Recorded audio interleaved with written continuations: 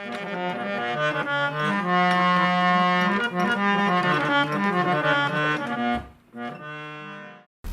اللہ الرحمن الرحیم. ناظرین، ساؤتھ ایشین ٹی وی کی طرف سے عارف فرحاد آپ سے مخاطب ہے. آج ہم جس شخصیت کے پاس یہاں ان کے گھر، ان کی رہائش گاہ پر ان سے خصوصی گفتگو کرنے کے لیے آئے ہیں، وہ کسی تعارف کے محتاج نہیں. صرف پاکستان نہیں بلکہ بر صغیر کے اور جہاں جہاں اردو لکھی پڑھی اور بولی جا رہی ہے وہاں کے بڑے شاعروں میں ان کا بڑا نام ہے. اور ہمارے لیے بڑے سعادت کی بات ہے، بڑی خوشبختی کی بات ہے کہ ہم بچپن میں، لڑکپن میں جب ہم نے لکھنا پڑھنا شروع کیا اور ہم بڑی حسرت سے انہیں سنا کرتے تھے اور پڑھا کرتے تھے، آج یہ سعادت ہے میرے لیے کہ میں ان سے گفتگو کے لیے ان کے پاس آیا ہوں.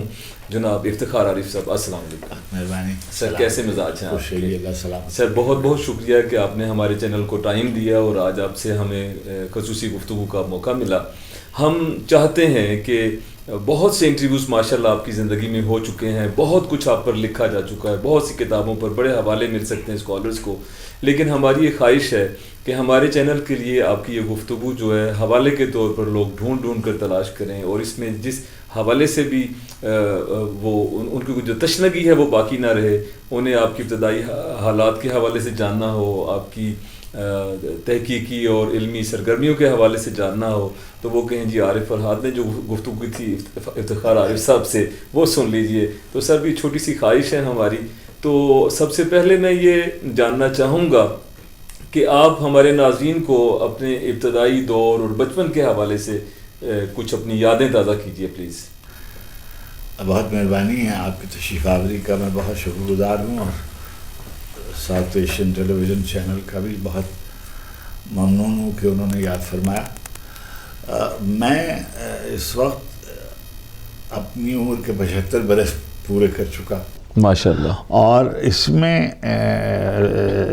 اس طرح کی گفتگو میں بہت آسانی یہ ہوتی ہے کہ جیسے جیسے زندگی کے ادوار ہیں اگر وہ پیش نظر رکھے جائیں جی تو سب چیزیں کور ہو جاتی ہیں، وغیرہ کوئی حصہ بہت ہو جاتا ہے، بعض حصے تشنہ رہ جاتے ہیں. جی. اب 75 برس کو اگر آپ تقسیم کر لیں تو جیسے میں اپنی پیدائش سے اور 1965 تک تعلیم مکمل کرنے تک لکھنؤ میں رہا. اچھا. 1965 سے 1977 تک کراچی میں رہا، ریڈیو میں اور ٹیلی ویژن میں. اچھا ماشاءاللہ. اس کے بعد میں چلا گیا برطانیہ جی، اور وہاں اردو مرکز قائم ہوا.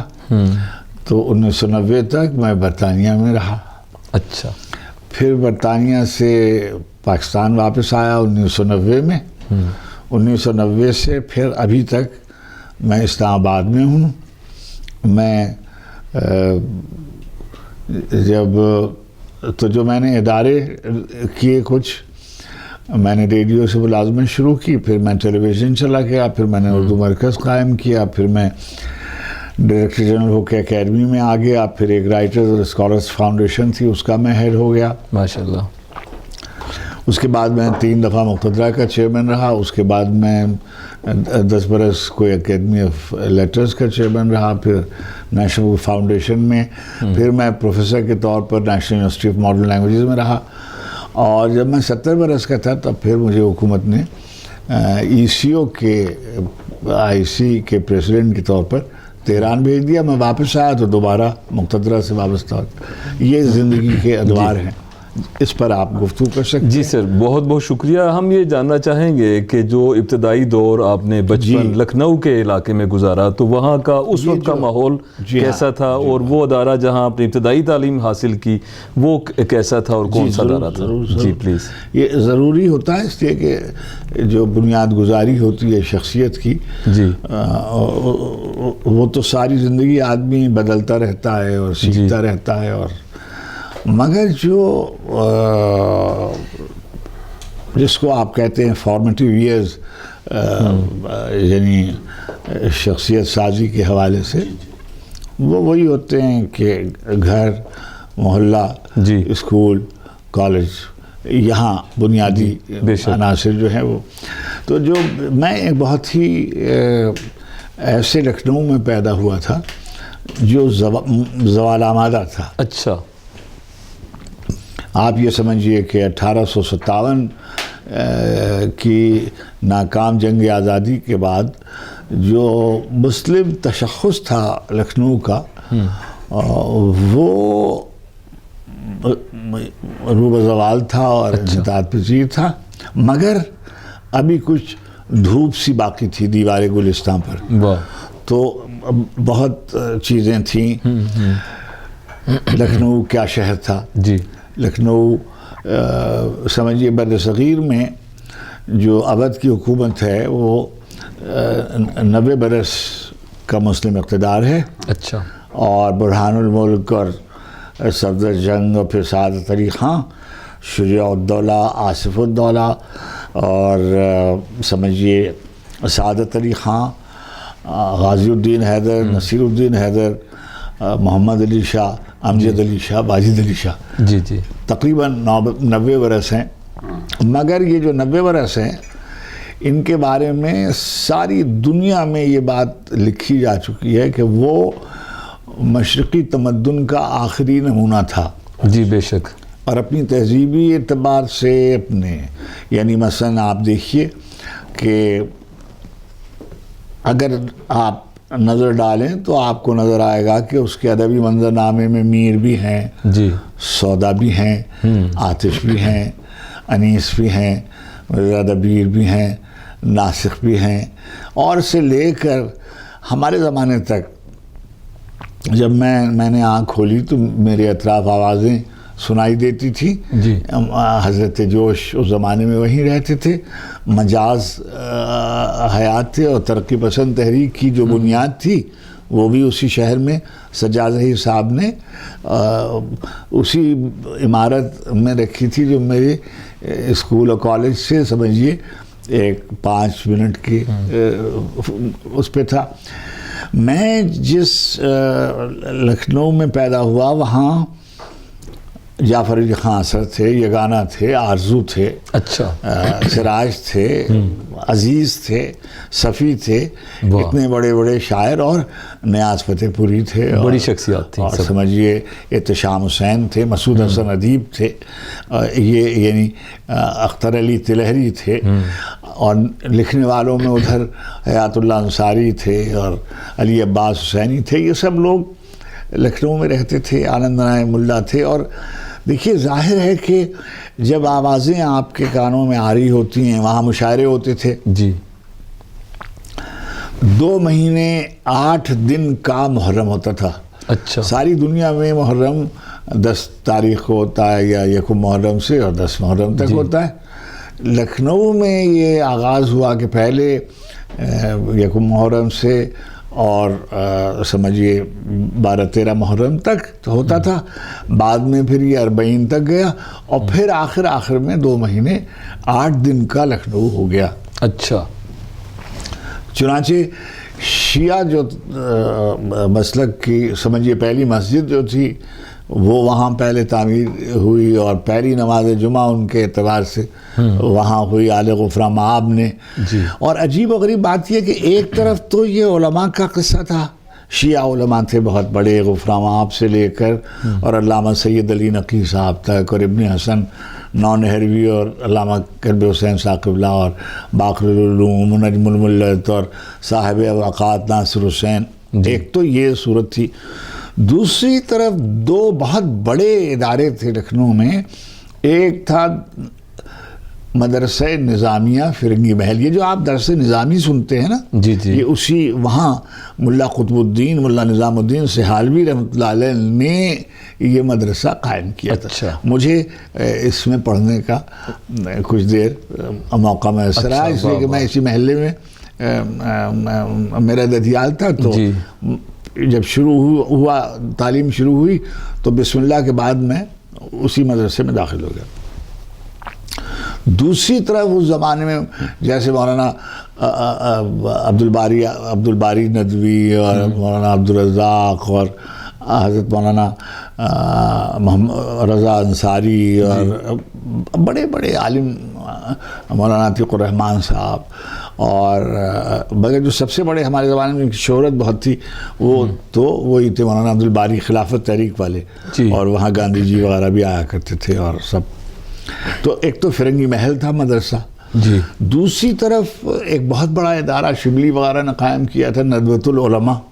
اچھا جی، ندوۃ العلماء بہت بڑے بڑے لوگ، علامہ یعنی آپ سمجھیے ابو الحسن علی ندوی جیسے نابغہ روزگار، اور ان کے بڑے بھائی ڈاکٹر عبدالعلی مرحوم وہ اس سے وابستہ تھے. اچھا. اس کے علاوہ وہاں ایک بہت بڑا میوزک، پہلی یعنی میرے علم میں اور نہیں تھی مگر پہلی میوزک یونیورسٹی بھات کھنڈے میوزک یونیورسٹی وہ لکھنؤ میں قائم کی گئی. اچھا. واہ واہ. آپ جانتے ہیں کہ ایک ڈانس ہے کتھک. جی، کتھک ڈانس. اب یہ جو کتھک جو ہے یہ واجد علی شاہ کے زمانے میں شروع ہوا. اچھا. اور جو بہت بڑے جو جنہیں آپ کہتے ہیں نا نائک اور کالکا، اور دو بھائی تھے، کالکا بندادین، اور ان کے خاندان میں لچھو مہاراج، اور پھر ہمارے زمانے میں برجو مہاراج. جی. بہت بڑے ڈانسر تھے کتھک کے. میر انیس اور مرزا دبیر تو مرثیے کے ظاہر ہے عہد زرین تھا، جی بالکل، مگر بے شمار مرثیہ نگار اور بھی تھے. خاندان انیس میں، خاندان عشق و تعشق اور خاندان دبیر میں ابھی تک وہ سلسلہ جاری ہے. مشاعرے ہوتے تھے، ایک ایک رات پر ختم نہیں ہوتے تھے، وہ دو تین راتیں مشاعرے چلتے تھے، ترہی مشاعرے چلتے تھے، گلدستے چھپتے رہتے تھے. یہ وہ فضا تھی. اچھا، دو بڑی خانقاہیں لکھنؤ میں تھیں، ایک حضرت مخدوم قطب عالم حضرت شاہ مینا رحمۃ اللہ علیہ جن کے ماننے والے مینائی کہلاتے ہیں، سبحان اللہ جی. اور ایک حضرت شاہ عبد الرحمن محدث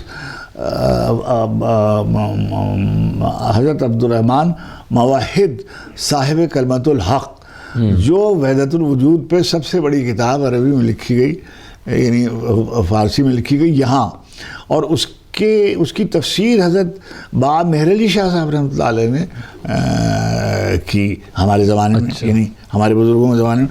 تو یہ وہ فضا تھی ایک عجیب و غریب، یعنی مذہب بھی اور ایک طرح سے عیش کوشی کا معاشرہ بھی تھا. یعنی دنیا بھی تھی، یعنی مثلا رقص بھی ہو رہا ہے، اور اندر سبھا بھی کھیلی جا رہی ہے، اور امراؤ جان ادا بھی لکھی جا رہی ہے، اور یعنی وہ بھی مرزا ہادی رسوا اور رتن ناصر شار اور عبدالحلیم شرح لکھنوی ہمارے زمانے میں نہیں تھے، مگر ہمارے بزرگوں کے زمانے میں تھے. انہوں نے دیکھا تھا، یعنی ہادی رسوا جی ہمارے یہاں ایک کالج تھا اس سے وابستہ تھے، لکھنؤ کرسچن کالج، اس سے وابستہ تھے. اچھا. میرے اساتذہ میں بعض ایسے تھے کہ جن کو آپ سب جانتے ہیں، مثلا میرے اساتذہ میں علی عباس حسینی صاحب تھے. اچھا. اور بچپن میں حامد اللہ افسر میرٹھی صاحب تھے.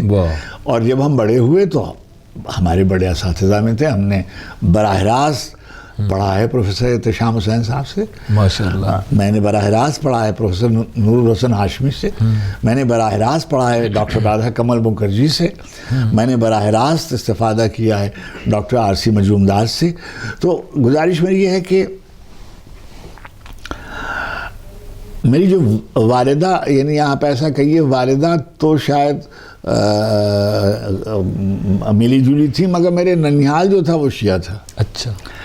اب یہ تھا کہ دونوں چیزیں، یعنی خانقاہی جو مزاج تھا لکھنؤ کا وہ بھی تھا، محفل سما میں بھی جا رہے ہیں اور مجالس عزا میں بھی جا رہے ہیں، مشاعرے بھی سن رہے ہیں، موسیقی بھی سن رہے ہیں. یہ ایک عجیب و غریب تہذیبی صورت احوال تھی. جی، ان سب چیزوں کا جو امتزاج اس نے ظاہر ہے آپ کے ابتدائی دور میں ممکن نہیں تھا کہ نہ ہوتا. دیکھیے جی جو میں یہ بات بار بار یہ کہتا ہوں کہ جو ابھی آپ تشریف لائے اور آپ نے سوٹ زیب تن کیا ہوا ہے، میں نے ایک ویسٹ کوٹ پہنی ہوئی ہے.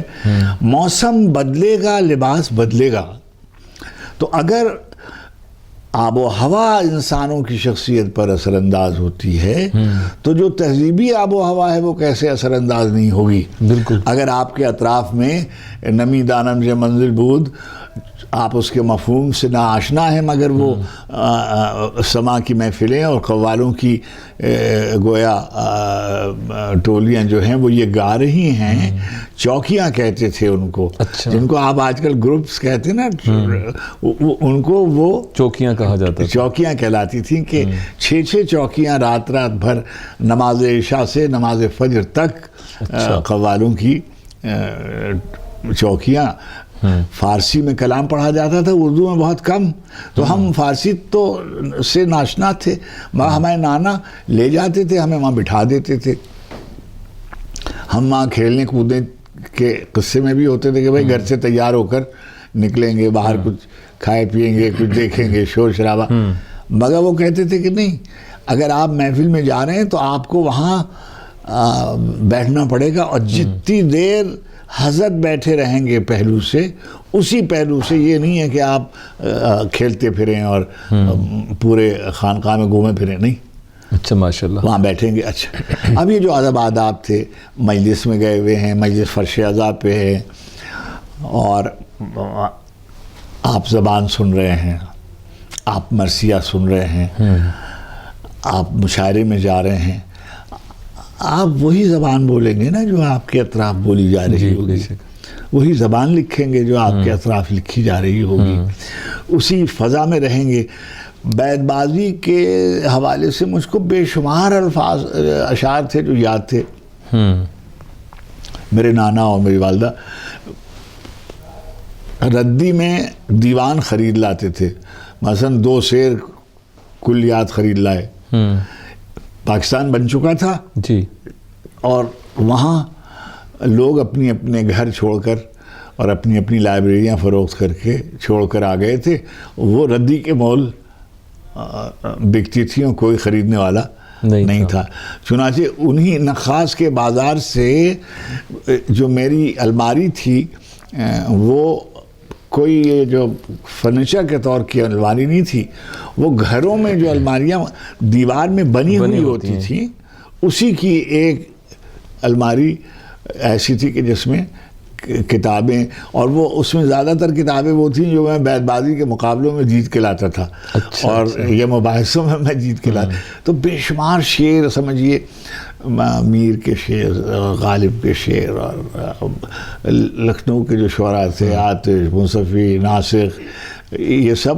اور میں نے یعنی میں نے نہیں، اس سے مراد میرے زمانے میں جو ترقی پسند شعراء بہت مشہور ہو گئے تھے. جیسے ہمارے زمانے میں وہاں مجاز بہت مشہور تھے، جوش بہت مشہور تھے، مخدوم بہت مشہور تھے، فیصاب اور علی سردار جعفری اور مجروح اور جانثار اختر اور معین احسن جذبی. تو میں تو ان لوگوں کے اشعار بھی اور چھوٹی چھوٹی نظموں کے بند بھی پڑھ دیا کرتا تھا. تو جو میری جو شعری تربیت تھی وہ ادب کی کلاسیکی روایت میں ہوئی تھی. میں نے مثنویاں سنی تھیں، میں نے داستانیں سنی تھیں، میں نے اساتذہ کو دیکھا تھا، میں نے ان کو عارف میاں، یعنی میں نے چلنا وہیں سے سیکھا تھا. چلنا یعنی جو آپ کی نشست و برخاست ہوتی ہے، آپ کتنی آواز، کس آواز سے گفتگو کریں گے، اپنے چھوٹوں سے کیسے مخاطب ہوں گے، کہ اپنے بزرگوں کا احترام کیسے کریں گے، محفل میں جا کر کس جگہ پر بیٹھیں گے، نشست و برخاست آپ کی کیا ہوگی، کیسے دیکھیں گے کسی آدمی کو، کسی خاتون کو، کسی بزرگ کو. یہ سب تہذیب اس کا حصہ تھا، اس کلچر کا حصہ تھا جہاں سے آپ نے غیر شعوری طور پر، کچھ شعوری طور پر، کچھ غیر شعوری طور پر آپ سیکھتے ہیں کہ یہ پروفیسر احتشام حسین جا رہے ہیں، یہ ایسے جاتے ہیں، ایسے چلتے ہیں. یہ جو ڈاکٹر رضوان علوی ہیں جب یہ خطاب فرماتے ہیں تو یہ ایسے خطاب فرماتے ہیں. عمدۃ العلماء یا کلب حسین ثاقب جب مجلس شام غریبہ میں مخاطب ہوتے ہیں تو ان کی زبان اور ان کا لب و لہجہ ایسا ہوتا ہے. تو یعنی وہ ہمارے بس میں نہیں تھا، مگر ہمارے سامنے وہ مثالی تھے. جی. اب میں نے گورنمنٹ جوبلی اسکول سے میں داخلہ ہوا. جی. میرے پہلے تو مجھے ایک دفعہ میری پٹائی ہوئی اور میں جب مدرسے سے بھاگ کے گھر آیا تو میری دادی نے اور میری والدہ نے کہا کہ بس یہ مدرسے نہیں جائیں گے. چنانچہ انہوں نے مجھے اسکول میں یہ جو جی ہوتے اس میں. جی کون سی جماعت میں داخلہ ہوا تھا آپ کا؟ جی ابھی میں بتاتا ہوں آپ کو. وہ وہاں اس زمانے میں بیٹے یہ ہوتا تھا کہ آپ پرائیویٹلی بہت سی چیزیں کر سکتے تھے مگر چھٹی جماعت میں داخلے کے لیے جانا پڑتا تھا امتحان دینے. یعنی جس اسکول میں میں گیا تھا دو اسکول ایسے تھے. ایک لامٹینئرز کہلاتا تھا کرسچن کالج کا جو گویا اسکول تھا اور ایک گورنمنٹ جوبلی کالج تھا جس کا اسکول تھا. تو اس میں چھٹی جماعت کے داخلے کے لیے امتحان ہوتے تھے. اچھا اچھا. تو محلے میں جو میرے بچے تو تھے ان کو ایک استاد تھے, ان کا نام تھا مصعب حسن نقوی. اچھا. وہ امروہے کے رہنے والے تھے. دو بھائی تھے, مونس حسن نقوی اور مصعب حسن نقوی صاحب. یہ دونوں نوجوان پڑھنے آئے ہوئے تھے امروہے سے لکھنؤ. مگر اپنے چھوٹے چھوٹے بچوں کو یہ پڑھاتے تھے اور تیار کراتے تھے. تو مصعب صاحب نے محلے کے کئی بچوں کو تیار کرایا اور مجھے بھی تیار کرایا. تو ابھی میں چوتھی جماعت میں پڑھتا تھا اور میں گیا چھٹی کا امتحان دینے اور میں پاس ہو گیا. جی. جب میں وہاں گیا تو انہوں نے وہاں میرا نام تھا جی پاس ہونے والوں میں.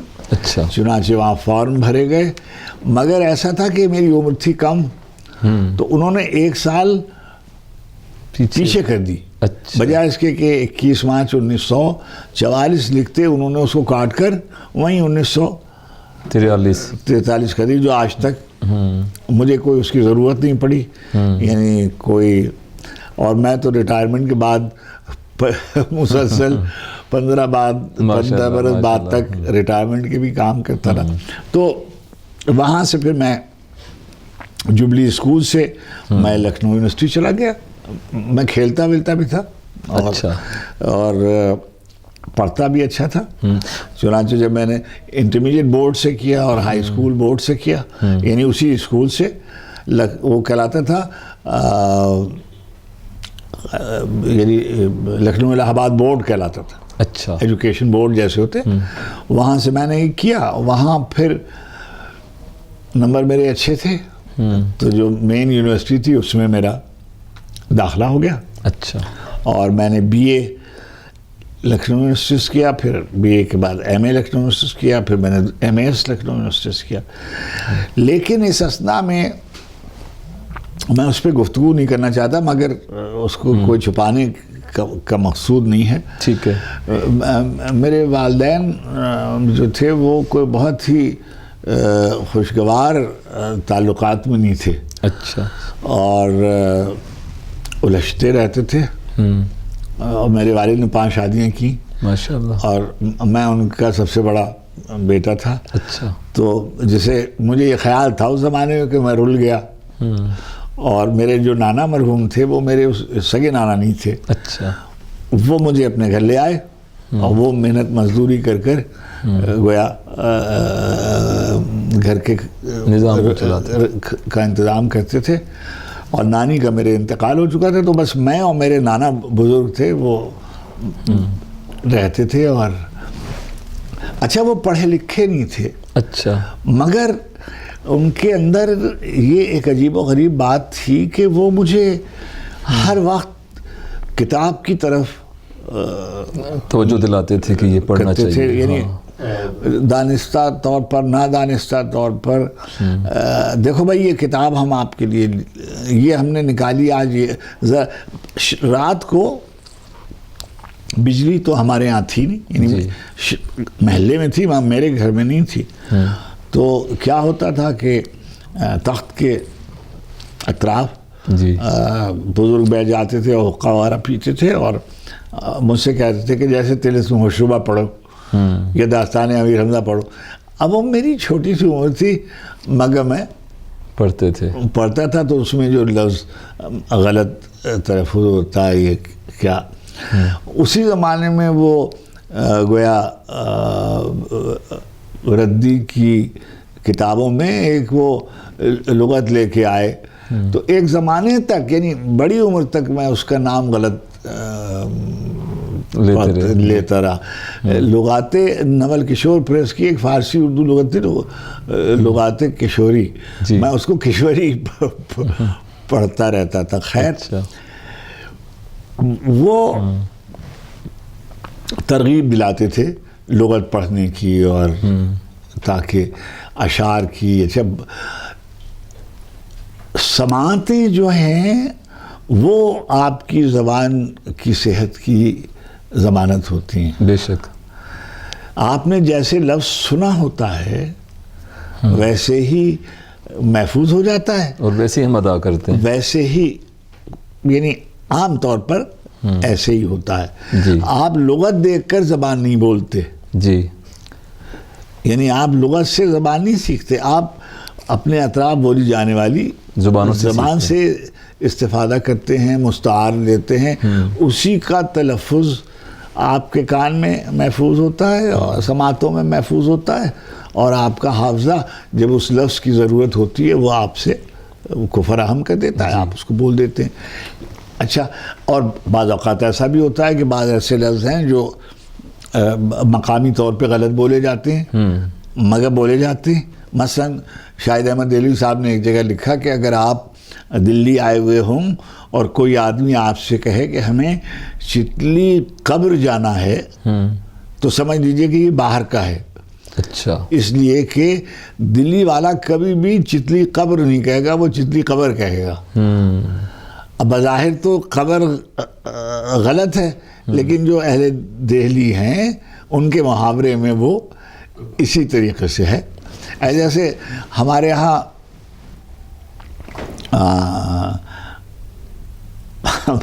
بالائی ہے جیسے، جی اس کے لیے عام لوگوں میں ملائی کا لفظ استعمال ہوتا تھا۔ جی اچھا، آپ اصرار کریں تو ایسے نہیں ہوتا۔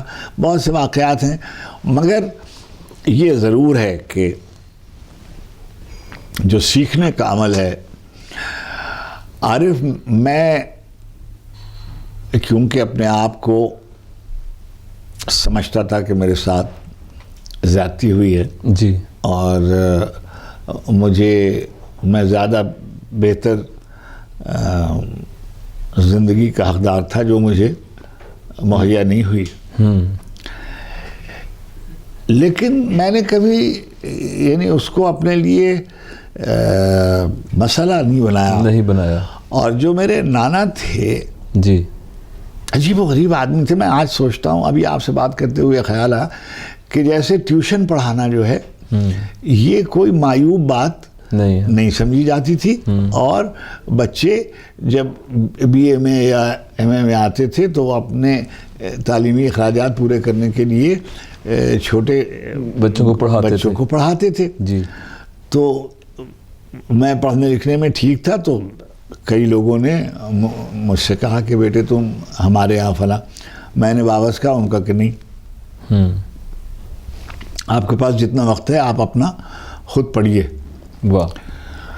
دوسری ایک بات جو میں نوجوانوں سے کہنا چاہتا ہوں، دیکھیے اس وقت تو میں آپ سے یہ بات کہہ رہا ہوں، جی، میرے پاس سائیکل نہیں تھی، میرے پاس کار نہیں تھی، میں لکھنؤ یونیورسٹی میں پڑھتا تھا۔ لکھنؤ یونیورسٹی میں راجاؤں کے بچے پڑھتے تھے، جی، تعلق داروں کے بچے پڑھتے تھے، صاحبان ثروت کے بچے پڑھتے تھے، ہندو مسلمان۔ کوئی کار میں یونیورسٹی آ رہا ہے، کوئی تاگے پر یونیورسٹی آ رہا ہے، کوئی رکشے پہ یونیورسٹی آ رہا ہے۔ میں صبح ہوتی اور پیدل دریا کی طرف نکل جاتا اور وہاں کنارے کنارے کنارے کنارے چلتے چلتے یونیورسٹی چلا جاتا تھا، دیر تک لائبریری میں بیٹھتا تھا، اور جب یونیورسٹی خالی ہو جاتی تھی کوئی مجھے دیکھے نہیں کہ میں پیدل جا رہا ہوں، پھر آپ نکل تھوڑے سے مجھے پیسے ملتے تھے تو بجائے اس کے کہ وہ اس سے میں بس کا کرایہ دے کر یونیورسٹی پہنچ جاتا، میں گڑ کے سیو لے کر اور نلکے سے پانی پی کر اور لائبریری میں بیٹھا رہتا تھا. جیسے گرمیوں کی چھٹیاں آتی تھیں، لوگ کوئی نینی تال جا رہا ہے، کوئی دارجلنگ جا رہا ہے، آج کل جیسے لندن اور پیرس اور دبئی وغیرہ جاتے ہیں، وہاں اس زمانے میں یہ تو کلچر تھا نہیں. مگر جو متمول لوگ تھے وہ شملے جاتے تھے، اچھا، وہ دارجلنگ جاتے تھے، وہ نینی تال جاتے تھے، وہ مسوری جاتے تھے. میں تو جا نہیں سکتا تھا. چنانچہ گرمیوں کی چھٹیوں میں ایک بہت بڑی لائبریری تھی جو ایک نواب وزیر تھے، نواب روشن الدولہ، انہوں نے قائم کی تھی اودھ کی قیصر باغ میں. وہاں پنکھے لگے ہوئے تھے، ابھی ایئر کنڈیشن کا دور نہیں شروع ہوا تھا. تو میں بے تحاشا گرمی میں صبح کے وقت جب بابا کام پر نکل جاتے تو میں رات کی بچا ہوا کھانا صبح کھا کر اور ناشتے کے طور پر آپ جس کو کہتے ہیں، اور لائبریری آ جاتا تھا اور ریکس کے حساب سے کتابیں پڑھتا تھا. اچھا، اپنی پسند کی کہ یہ اس سال میں، یعنی اس مہینے، یہ جو 2 مہینے 8 دن کی چھٹیاں ہوتی تھی نا، کہ یہ میں پڑھوں گا اور یہ والا سب نہیں پڑھتا تھا. کوئی اس سے کوئی مجھے حاصل امتحان کی تیاری میں تو اس کی مدد نہیں تھی. ادب پڑھتا تھا، تاریخ پڑھتا تھا. مگر اللہ سبحانہ تعالیٰ کا ایک نظام ہے کہ جو کمزوریاں ہوتی ہیں اسی کو وہ آپ کی قوت بنا دیتے ہیں. بے شک. یعنی کیا تھا کہ بعد میں جب میں نے کسوٹی کا پروگرام شروع کیا تو مختلف علوم سے تعارف میرے لیے مفید ثابت ہوا، اور میں نے دنیا یہ سمجھنے لگی کہ یہ جو 2 نوجوان ہیں اصل میں تو عبید اللہ بیگ اور قریش پور ہی تھے، مگر کہ یہ جو لڑکا ہے یہ بھی اس نے کچھ پڑھا لکھا ہے، یہ بڑا اس سے. دوسری بات یہ ہے کہ کبھی میں نے جیسے نوجوانوں میں ہوتا ہے نا ادھر ادھر دیکھنا، چھپ کے سگریٹ پی رہے ہیں، چھپ کے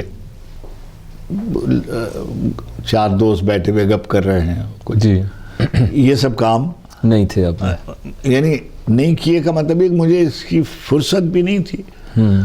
اور مجھ کو یہ تھا کہ یہ جو اسکول ہے جس میں میں پڑھ رہا ہوں اس کا میں ہیڈ ماسٹر ہو جاؤں. واہ.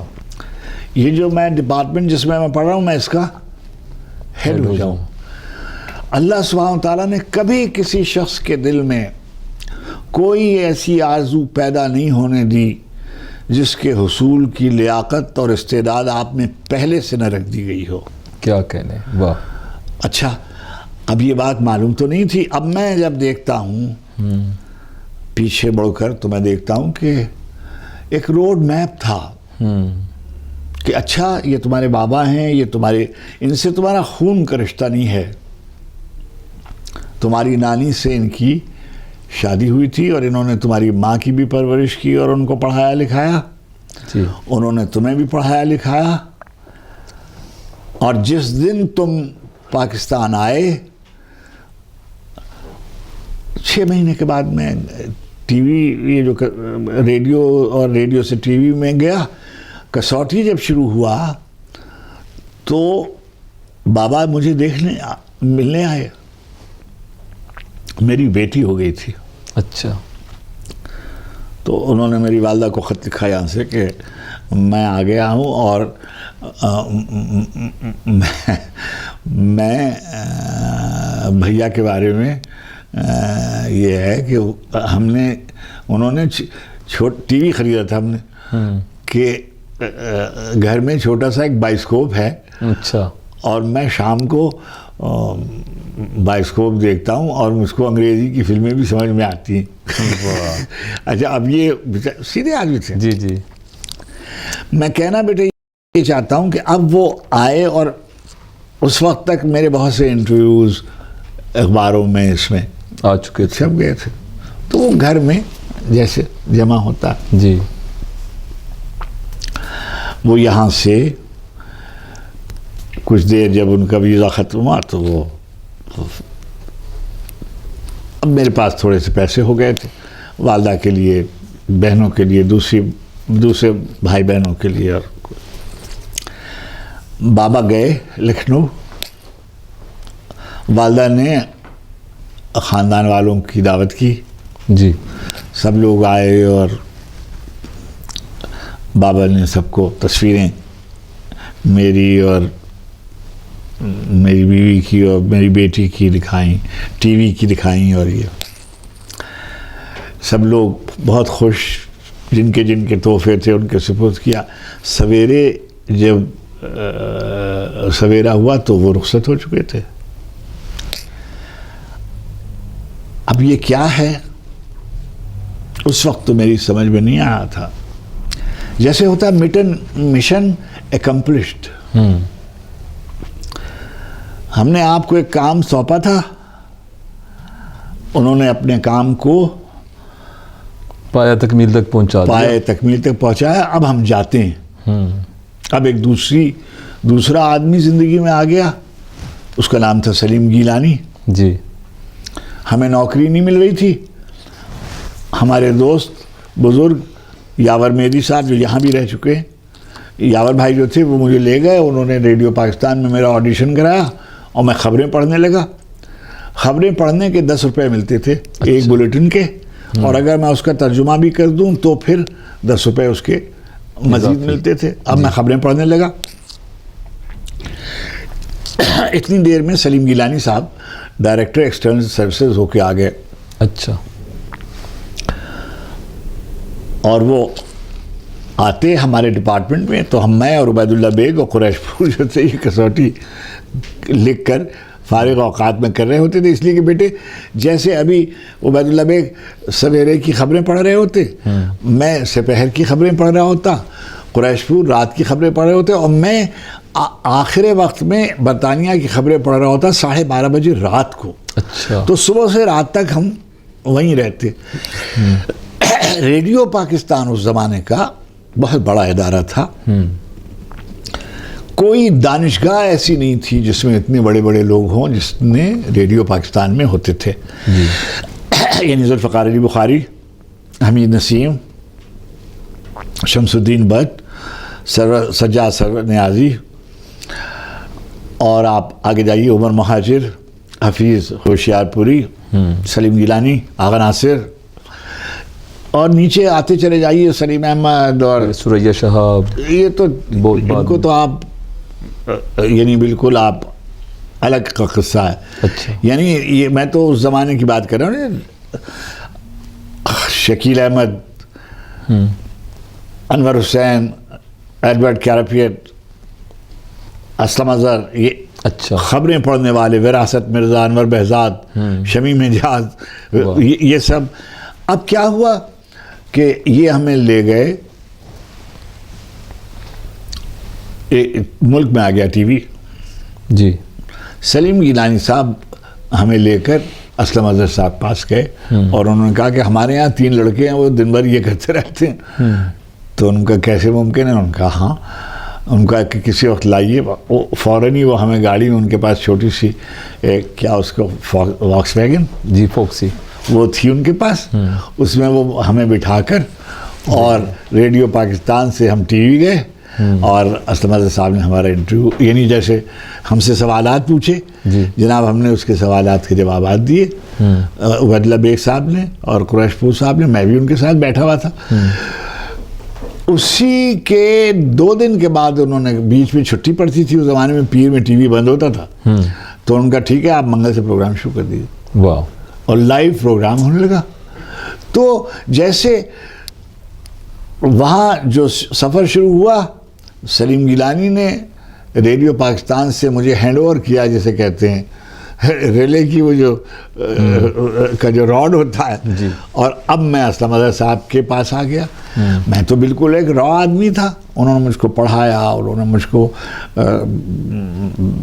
لیکچرز دیے, انہوں نے مجھے سکھایا, انہوں نے میری تربیت کی, انہوں نے مجھے دفتر چلنا سکھایا, مجھے محنت کرنی سکھائی, اور مجھ پہ بہت سختی